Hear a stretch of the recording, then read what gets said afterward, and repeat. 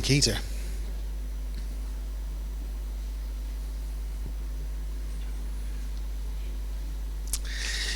So, we are citizens. What does that mean? Well, let's. If I was to take you back into the middle of pandemic, when we were all trapped in our homes and we were making church films, if you were, and putting them out and trying to get you guys involved. And midway through that, I felt that God gave me a very distinct picture, and it was something that I explained at the time.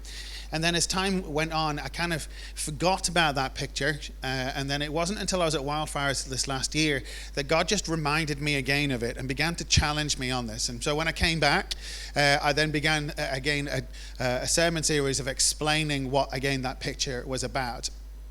And I would probably say that most of the stuff that when God's challenging me about stuff at the moment, it feels like it's been seen through that lens, if you would. So I'm just going to briefly explain what I felt God was challenging me about then.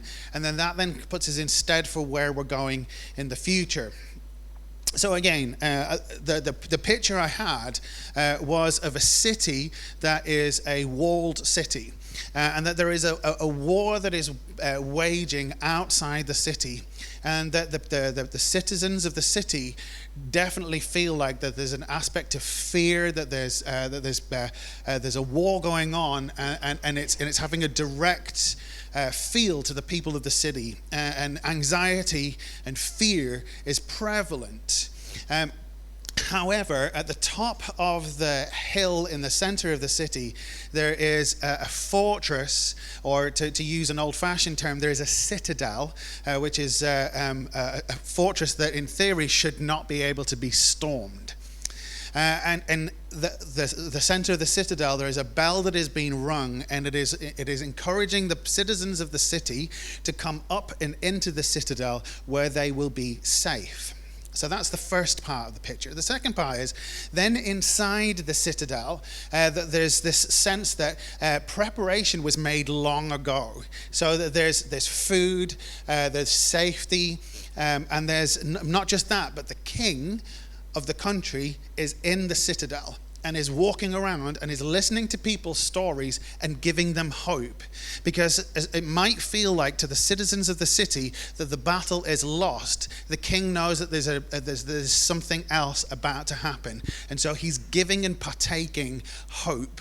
And the king is in the midst. So I asked God, what is the picture about? What is that all about? And I felt that God was saying to us that we as the church of Four Oaks here, that God is calling us to be that citadel, to be that place where we are a place of safety, even though the climate is that of fear and anxiety, and that there's so much fear-mongering going on outside, that he's calling us to be a citadel where we are set apart, and where we are a place of hope, and where the king is in our midst. And so this is the image that God's been kind of challenging me over and over again, is that we would become the king's citadel, that we would become a place where people choose to come, and that bell that is ringing, we don't have a bell tower, so we can't ring the bell physically, but there's that sense that we are sending out an audible message of hope,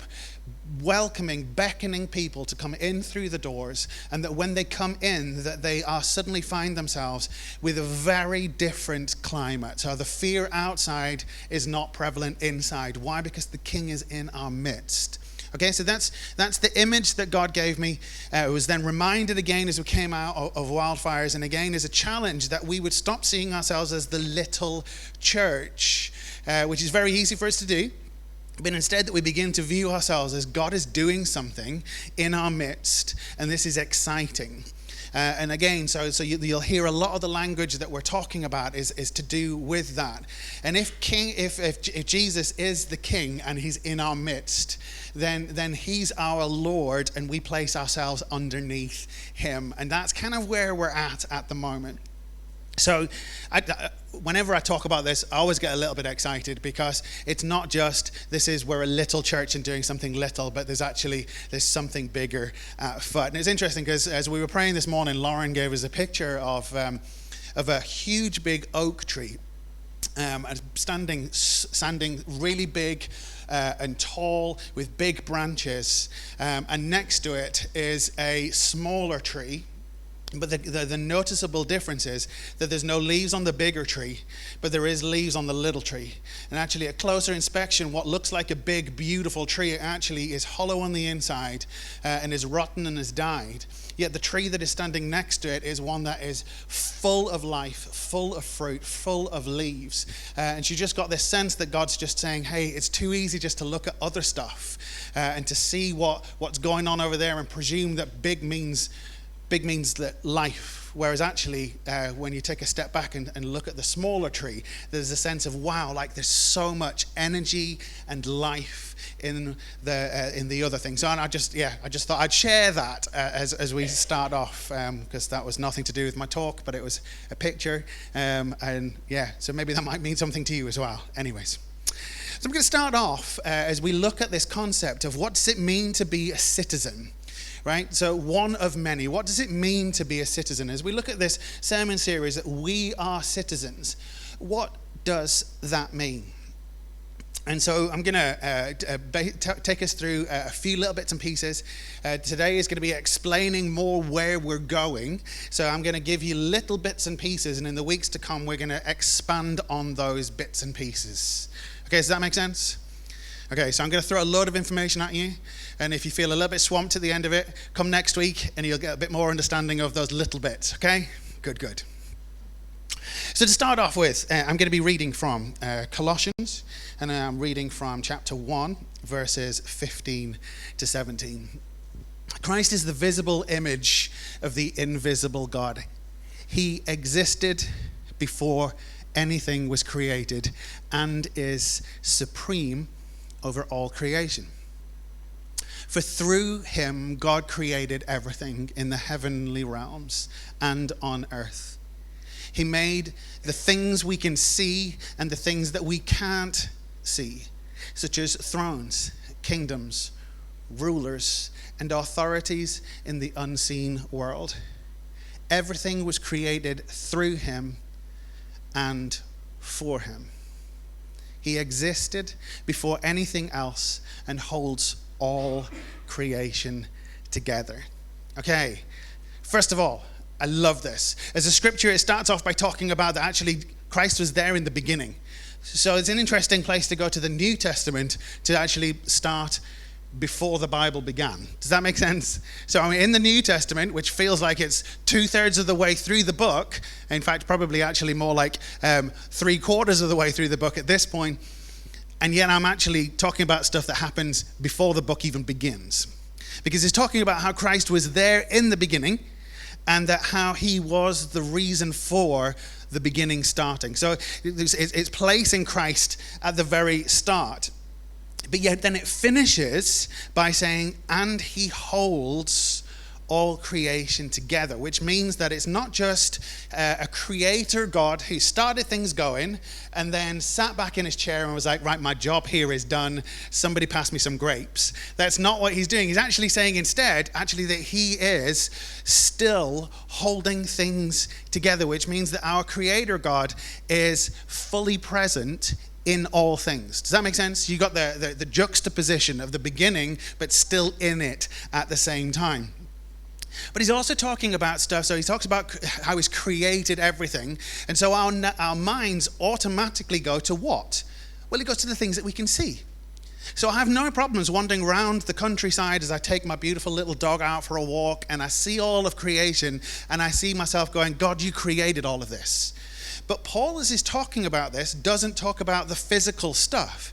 In fact, actually, he talks about things such as thrones and kingdoms and rulers and authorities, but not the physical, but he's talking about in the unseen world. So he's talking about that actually Christ created not just what we can see, but also what we cannot see. Okay? So this idea of like Christ being in all things and creating all things and is still holding all things together. Now we need to grasp the concept of all things, okay? That's what I want for you to grab from this as we move to our second verse for today. And I'm going to be reading from Genesis because, well, it makes sense to start at the very beginning, doesn't it? I mean, that's what the sound of the music of the film tells us to do, isn't it? Sound of the music. Oh, I feel like an old person. Let's do the internet. Right, cool. So let's go to Genesis chapter 1. And it says this: so God created human beings in his own image. In the image of God, he created them. Male and female, he created them. Then God blessed them and said, "Be fruitful and multiply. Fill the earth and govern it. Reign over the fish in the sea, the birds in the sky, and all the animals that scurry along the ground." Then God said, "Look, I have given you every seed-bearing plant throughout the earth and all the fruit trees for your food. And I have given every green plant as food for all of the wild animals, the birds in the sky, and the small animals that scurry along the ground. Everything that has life." And that is what happened. And then God looked over all that he had made and saw that it was very good. And evening passed and the morning came, marked the 6th day. Okay. So I want to talk about the mandate that God set upon each of us. What is the first thing that God tells human beings to do? Well, I love this as a mandate because it starts off by saying, first of all, be fruitful, right? And multiply and fill the earth. And then it starts to talk about two different things. It then starts to talk about governing and then reigning. And it says over all the earth. So it says over both plants, and it also talks about it being over the animals and all the other bits and pieces.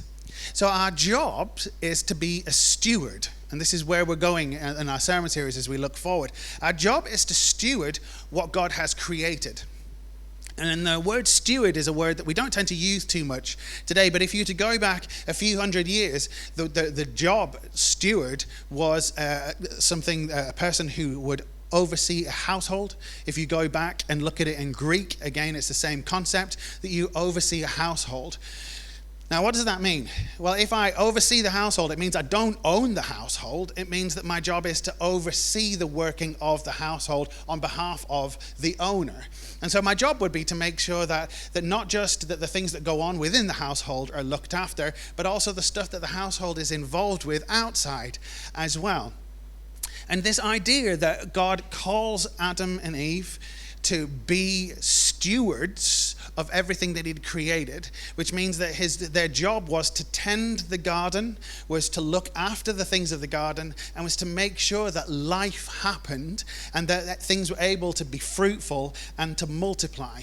Notice also he starts off by saying to Adam and Eve, "Go and be fruitful and to multiply," which means that the mandate that sits over them also sits over their children and their children's children and their children's children's children's children's children. Yeah? To now.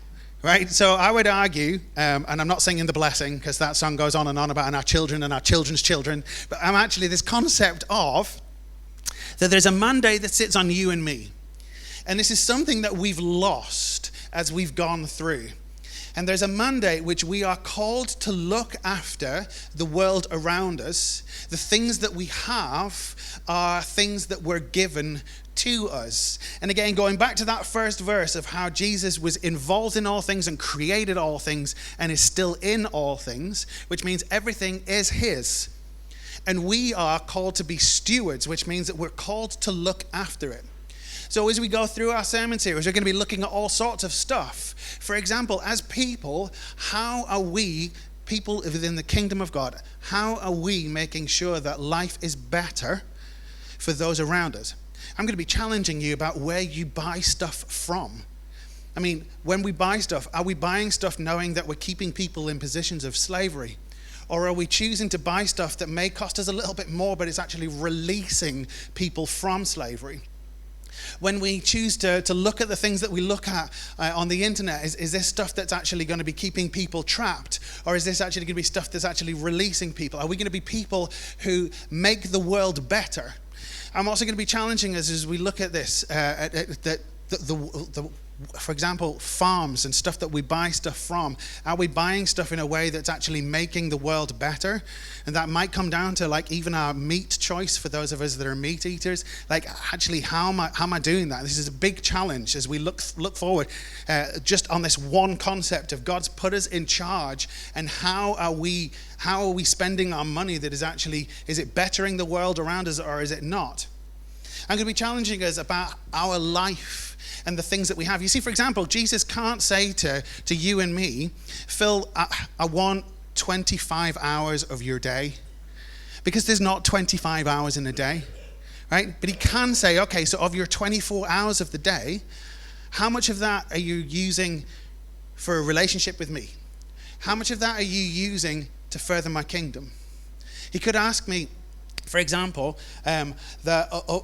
of my wage, he could say, Phil, I want all of it, right? Plus an extra £20. He doesn't ask us for that. The concept of like God's given us what we've got, and how do I use what I've got in order to be able to further the kingdom and further my relationship with him. And this is a subject that we're going to be working our way through. And I noticed that as soon as you can talk about all the sorts of things that challenge us, but as soon as we start to talk about money, that there's a natural wall that people go, oh goodness me, we're in church and they're talking about money. This sermon series, as I'm talking about stewardship, is not a sermon series on next 7 to 8 weeks how the church needs your money. Okay? I'm making this as a statement. That's not what we're doing, but it will be part of this sermon series as we work our way through it. As a church, and you've heard me stand here at the front and talk about this. As a church, we're doing so much. We're able to do so much with what we've got. We would like to be able to do more, but to be able to do more requires that we've actually got more funding or finance behind us to enable us to do that. Our coffee shop has got an incredible ministry where it's able to meet people who are struggling, and we end up having some incredible conversations with people in our coffee shop, where people come literally broken but know that this is a church and stumble in because they want to talk. Other people come where they feel actually they've got their lives together, and suddenly in conversations start to realize maybe these guys have got something that I'm missing, and we start to end up having fabulous conversations. You guys remember as Tori and Andy did their baptism service, and they talked about actually how they came here just seeking coffee and somehow found Jesus, right? And that's the story of many people. We're doing so much, but we would like to be able to do more. So of course, as a church, as we're talking about all things to do with God, some of it's going to hit us where it hurts, and that might be on our money side of things. But I'm also talking to you about how we spend our time. And actually would say that the two most expensive commodities in the world today are what? Time and money. But our worldview puts so much emphasis on money that you would presume that money is the most important of all commodities. But as a rich man is passing away on his deathbed, he's not asking for more money, he's asking for more time. And I want to be able to say, hey, listen, actually, time is crucial. How do you spend your time? I'm also going to be talking about, as we look through, like, how do I use my emotions? We are emotional beings. And so for some of you who are here, you're introverts. And actually the idea of, being surrounded by people and talking and mixing with all these new people scares you to death. And so actually you'd much more rather prepare to be surrounded by a small group of people that you know and that you like, but it's too easy just to stay where you're comfortable. And for others who are extroverts like me, that you get energy from being around people, and it's too easy to spend all of your time stretched, and then you realize that, as I find quite frequently, to quote Bilbo Baggins, I feel like butter stretched across too much toast. I think there's a sense that actually that some of us can overstretch ourselves. And what I want to encourage us to be able to do is to become people who recognize I have what I have because God has given me what I've got.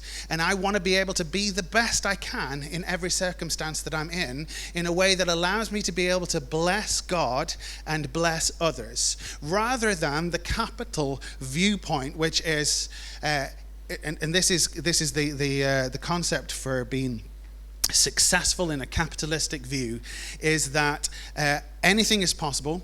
If I work hard enough, I'll get enough money to be able to build my empire, and that my empire will grow as I spend all of my time accumulating things. And actually, as much as when it's said like that, we're all like, oh, I don't want to be part of that.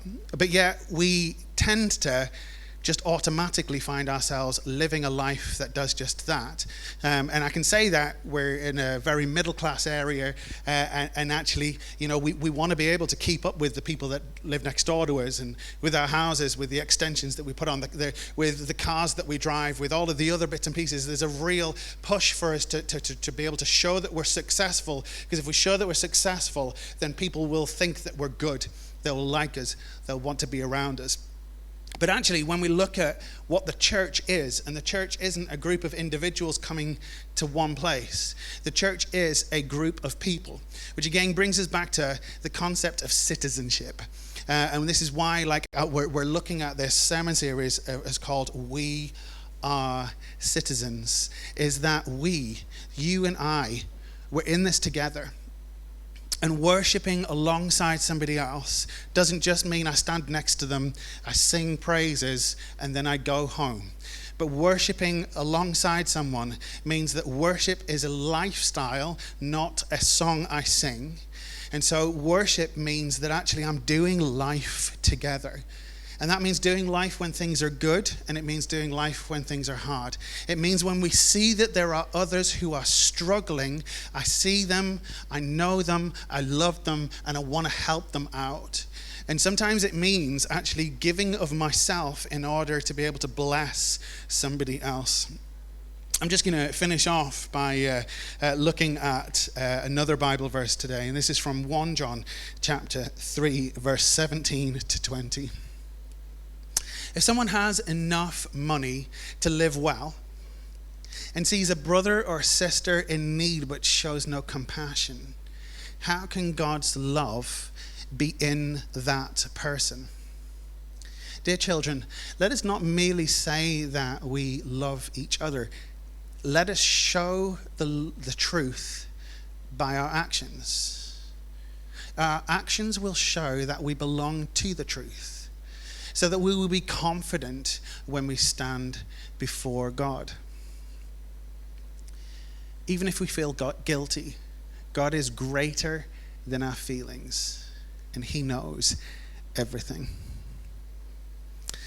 So I just want to challenge us as this, and bearing in mind, I've given you an overview as to what we're looking at in the weeks to come, and we're going to be looking at and expanding different bits and pieces as we go through this. But I want to kind of encourage you to get to know one another. This is part of us as getting together as a team. This is part of us growing as a church. And for those who remember what church looked like, say, 5 to 6 years ago, and we were a smaller church, it was very easy for us to know everybody's business. It was very easy for us to know the struggles and difficulties of those around us. And it was easy to be able to do that because there was only a few of us. But as the church gets bigger, it means that we've got to be intentional in getting to know people. And it's very easy for us to be able to see our friends at church and just hang out with those that we know. right? And I've been in churches where it's very cliquish, in as much as that there's loads of people, but I don't really know many people, and it's difficult to be able to get into those friendships because they've already got friendship circles. And that, for me, doesn't seem to be a model of church that seems to work. Actually, for us to be a church that genuinely is getting to know one another, and that sometimes means us being able to say, hey, actually today I'm struggling. And I want for us to become a church that's actually, it's okay when somebody says to you, how are you? And as British people, we're brilliant at going, I'm fine, thanks. But you might not be. And it's okay. Don't get me wrong, I know some people who I say, how are you? And as soon as I've uttered that, I wished I hadn't, because I'm now going to get a massive list of things that are wrong. I'm not encouraging us to be that person. But what I am saying is, like, let us become people who are honest about where we're at. If you're struggling, say to your friend, hey, listen, would you pray with me? Because I'm struggling. Would you join me in praying about this? Because, listen, there's this that's going on in my life. And that's how we build real friendships, as we're able to be honest and upfront and talk to people. And there's the flip side of that is as well, is it's so easy for someone to come up to you and say, hey, would you pray with me about this? And you say, yeah, I'll do it in my daily prayer times, and then completely forget, right? But let us be people that actually says, if I'm going to pray about this, then I'm actually going to pray about this, and I'm going to keep praying about this until we see a breakthrough in this area. Let us be people that don't just say it because that's nice. I mean, I hear the amount of times I hear politicians after something as dreadful has happened, and their go-to is that our thoughts and our prayers are with these people. And I'm thinking to myself, do you even pray? Is that just the cool thing to say in that moment? In a loss of words, I'm going to say it. But let us be people that actually do it. And as this verse says, you know, if we see somebody in need, and we are not moved by compassion, then there's a question is, God, what's going on in my life? And so this is the general gist as to what we're going to be looking at as we're going through. But I think there's a challenge for each of us in as much as, like, you can come to church and you can sit in your chair, you can have a cheeky snooze in the middle of the sermon, and then you can go home and you can go about your day to day. And that's from the I'm here to consume, you know. And maybe because we're always a little bit like this, but that song choice wasn't my best today. Didn't sing my favorite hymn. I didn't really engage.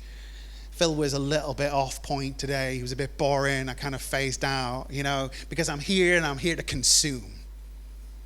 Or alternatively, I could walk in and say, God, what are you going to say to me today? How are we going to be involved? And listening to the hearts and minds of those around us, and feeling that I'm standing shoulder to shoulder with